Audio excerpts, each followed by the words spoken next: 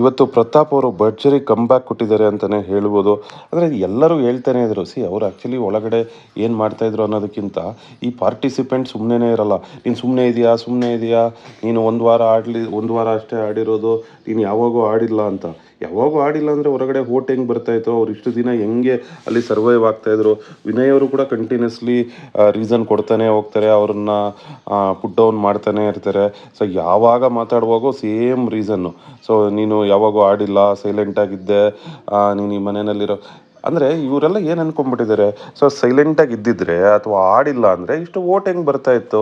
So vote ಬಂದಿದೆ ಅಂದರೆ ಅಲ್ಲಿ ವಿನಯ್ ಅವರು ಹತ್ರ ಅದು ಸಿಂಪತಿ ಆಗಿರೋದಿಲ್ಲ, ಸಂಗೀತ ಅವರು ಹತ್ರ ಅದು ಸಿಂಪತಿ ಆಗಿರೋದಿಲ್ಲ, ಪ್ರತಾಪ್ ಹತ್ರ ಮಾತ್ರ ಸಿಂಪತಿ ಅಂದರೆ ಹೇಗಾಗತ್ತೆ ಅಲ್ವಾ. ಸೊ ಅದನ್ನೇ ಇವತ್ತು ಪ್ರತಾಪ್ ಅವರು ತುಂಬ ಸ್ಟ್ರಾಂಗ್ ಆಗಿ ಮಾತಾಡಿದ್ದಾರೆ ಅಂತ ಅಂದ್ಕೊಳ್ತೀನಿ.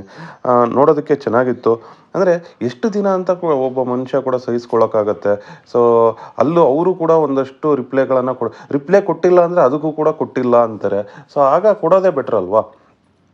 ನಾನು ಕೆಲವೊಂದಷ್ಟು ಜನ ಅಂದರೆ ಈಗಲೂ ಕೂಡ ಪ್ರತಾಪ್ ಅವರನ್ನು ಕಾಗೆ ಅಂತ ಕರಿತಾ ಇರ್ತಾರೆ, ನೋಡಿರ್ತೀನಿ. ಸೊ ಈಶಾನಿ ಅವರು ಕೂಡ ಇದೇ ತಪ್ಪನ್ನು ಮಾಡಿದರು. ನನಗೇನು ಅನಿಸುತ್ತೆ ಅಂದರೆ ಅವರು ಅಂದರೆ ಅದು ಅವರ ಒಂದು ಮನಸ್ಥಿತಿಯನ್ನು ತೋರಿಸುತ್ತೆ ಯಾರು ಕಾಗೆ ಅಂತ. ಆ ಹುಡುಗ ಅಲ್ಲಿ ಆಡ್ತಾ ಇದ್ದಾನೆ, ಒಂದಷ್ಟು ಸುಳ್ಳು ಹೇಳಿದ್ದ, ಸಾರಿ ಕೇಳ್ದ, ಮುಗೀತು. ನೀವು 3 ವರ್ಷಗಳಿಂದ ಹೇಳಿದ್ದನ್ನೇ ಹೇಳ್ಕೊಂಡಿದ್ದೀರಲ್ಲ. ನನಗೇನೋ ನಿಮ್ಮನ್ನು ನೋಡಿದ್ರೆ ಬಹುಶಃ ನಿಮಗೆ ಕಾಗೆ ಇಷ್ಟ ಅಥವಾ ನೀವು ಕಾಗೆ ಆಗಿರೋದ್ರಿಂದ ಕಾಗೆ ಅಂತ ಅಲ್ಲಿ ಕೂಗ್ತಾ ಇರ್ತೀರ ಅಂತ ಅಂದ್ಕೊಳ್ತೀನಿ. ಸೊ ಅದೇ ನಿಜ ಅಂತ ಕೂಡ ಅನಿಸುತ್ತೆ.